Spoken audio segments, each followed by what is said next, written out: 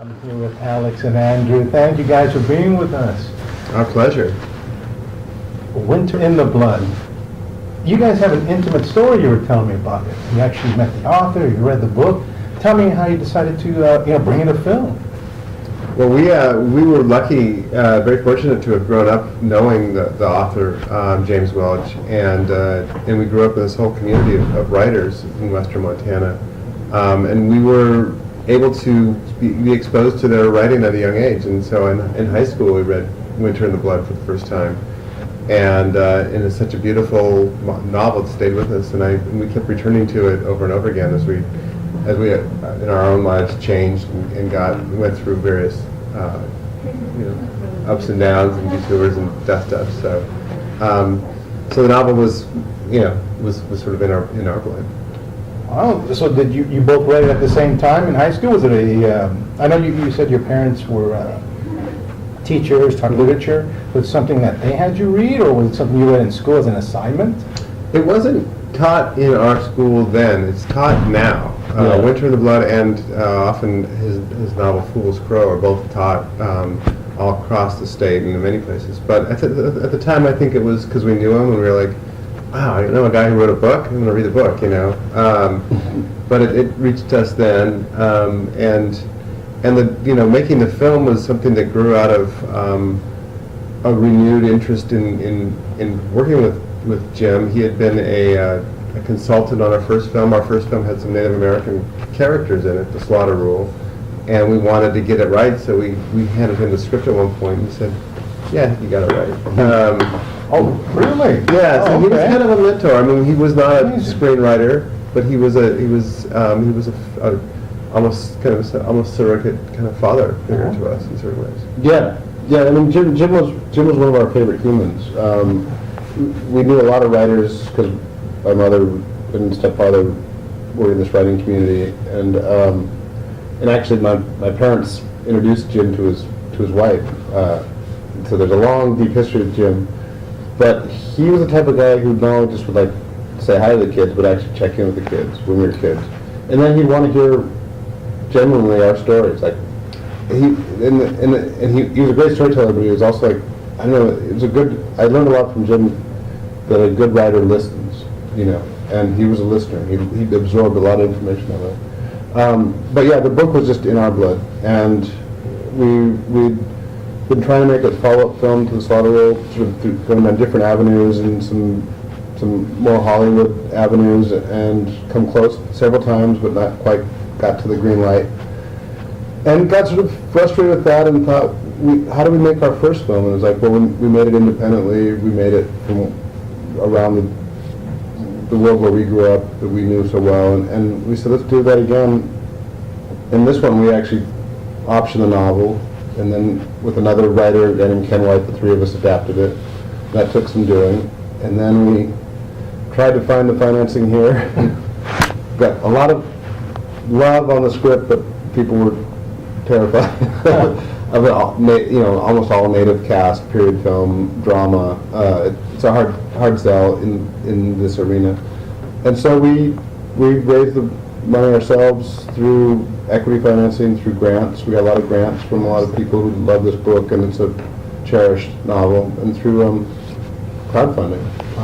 And then made it. Oh, that's fantastic. So it was a project that was going to be done regardless. That's right. It was a project that happened regardless of obstacles. It sort of just took over our lives. It really did, and you can ask our wives. They said but it called to us, and then it never stopped calling.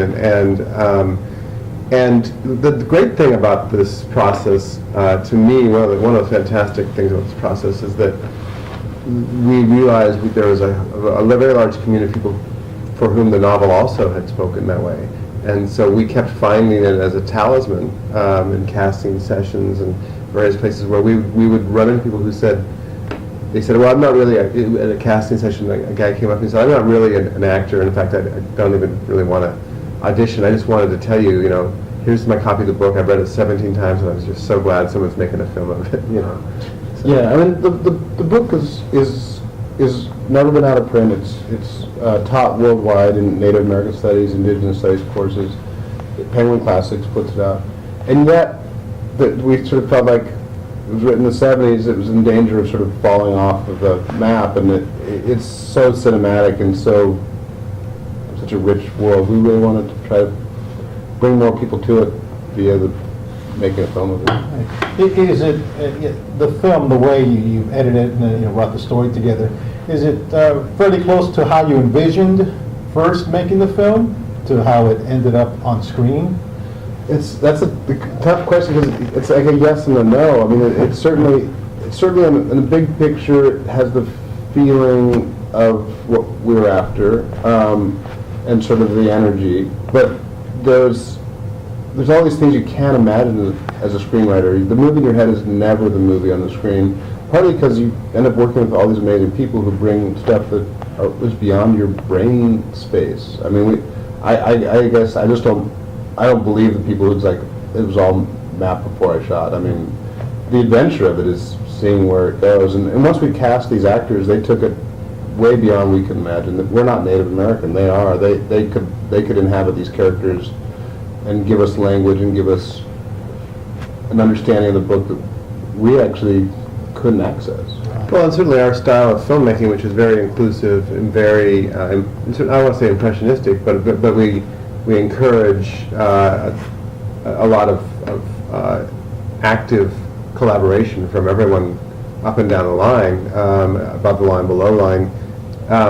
It certainly allows that. I mean, it's not like experimental filmmaking. It's not quite Terrence Malick's style, but it's not a rigid kind of filmmaking. And I always feel like we wrote a pretty good script. We directed a film, and we had incredible, beautiful, miraculous gifts given to us every day. That's a better film than we wrote, and then we were able to edit over a long process a better film than we directed. Just because again we kept on finding currents in it that were maybe almost subconscious. And we also kind of built it knowing that it was because there was these three different storylines: the past, the present, and the other. This sort of, is this real or is this not thing that happening with him? Yes. That there was going to be some discovery in post, and luckily we had Chesky Spencer was as a co-producer was patient with us, and he kept sending us voiceover lines via his iPhone from Brooklyn. We'd try things out. We'd go back to the book, try a new line out, and so we kind of, it was a long edit. I mean, we won't lie. It was challenging to embroider these three strands, and layer them in a way that kept you curious. Yes. And we don't want to give things away too soon, but we don't want to get too confusing. And it's a delicate dance. Yeah, the balance was hard to achieve. Right. And sometimes we had to step away from it for several months, whether because we ran out of money and had to raise more money, or because we were exhausted, creatively, or just our life was, intruding on the dream. So How you get a paying gig. I had to get a paying gig. That's right. You brought up a point about casting, and that was going to be one of my questions, because you have some great veterans in there, David, Dana, and you have some newcomers. Tell me a little bit about that. How did that come about, your casting? Well, the casting is sort of like there's two components. One was the casting of the native cast, and that was, we went to this woman, Renee Haynes, who's wonderful, who's cast the Wolfpack and the Twilight films, and Dance with Wolves, and The New World. She's actually based here, but we found out working with her that she's from Montana. Small world of it all. And she helped us find sort of most of our native characters. Chaske was, we needed to find in the book he's unnamed, and it's really hard to have an unnamed character in a screenplay, so we named him Virgil, although it's never said on screen. But to help us find our Virgil, and she read the script, she totally got the movie, and she said, well, there's a lot of actors I could bring in, but there's one I think is right, and she says Chaske.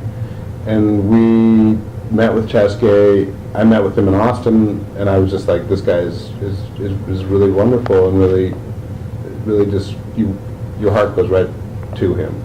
And then Andrew and Ken White met him in Idaho. Yeah. We drove down to see him. Yeah, they drove, and so she kind of led us to Gary Farmer. We always loved Gary Farmer. He's amazing. He plays Lane Bull. Yeah. And to Casey Camp and Richard, and then we've Lily Gladstone, who plays Marlene.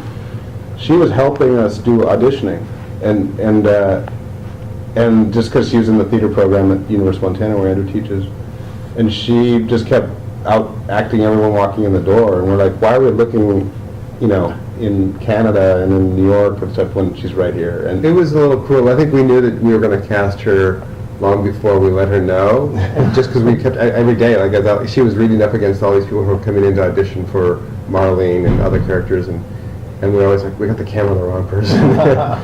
So I think at some point we sort of said, That was just keep doing this for the record, but you're our girl.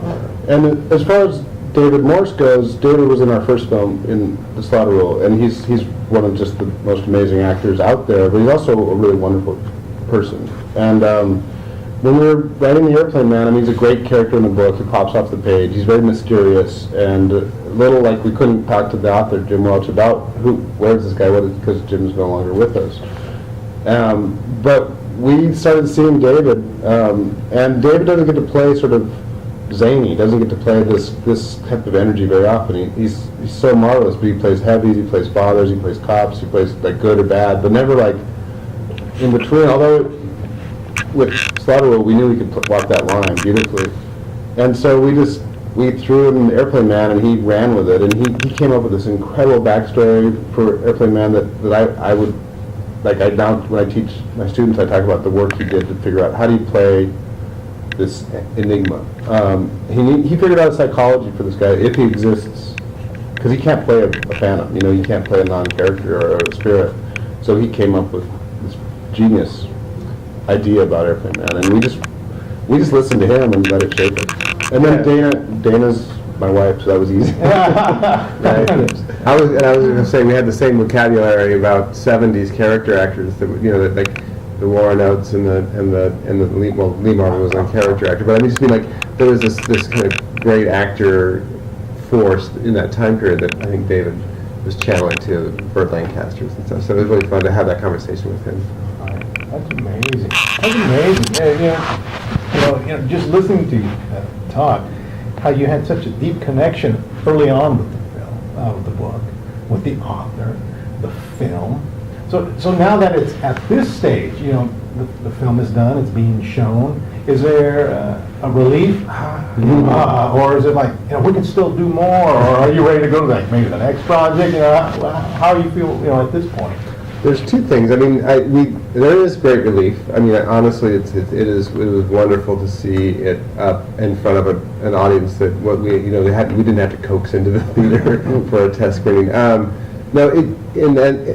we're really excited and curious about what the film is its path. It's unknown at this point. We don't know what's going to happen. But one of the things we're really excited about is that we're adamant about taking the film to as many small tribal communities in North America and in the States and Canada, and using it as a source for other young filmmakers and young artists to find a springboard for self-expression. So it's going to be a tool also of mentorship that we're excited about.